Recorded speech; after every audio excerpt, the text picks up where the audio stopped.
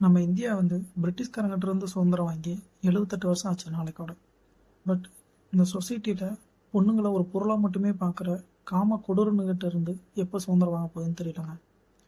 ஏன் அப்படி சொல்கிறேன்னா, ஒரு 5 நாளைக்கு முன்னாடி கொல்கத்தாவில் ஆர்ஜி கார் அப்படின்ற ஒரு மெடிக்கல் காலேஜ் ஹாஸ்பிட்டலில் ஒரு பிஜி ட்ரெயினி டாக்டர் இறந்த நிலையில் சடலமாக மீட்கப்பட்டிருக்காங்க.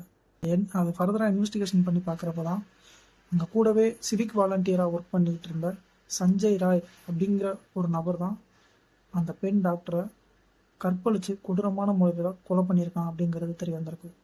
ஒவ்வொரு ஹாஸ்பிட்டலும் அங்கே ஒர்க் பண்ணுற ஹெல்த் கேர் ஒர்க்கரோட பாதுகாப்பை உறுதிப்படுத்தணும் அப்படின்றத ஹெல்த் கேர் ஒர்க்கர் சார்பாக நான் சொல்லிக்கிறேன்.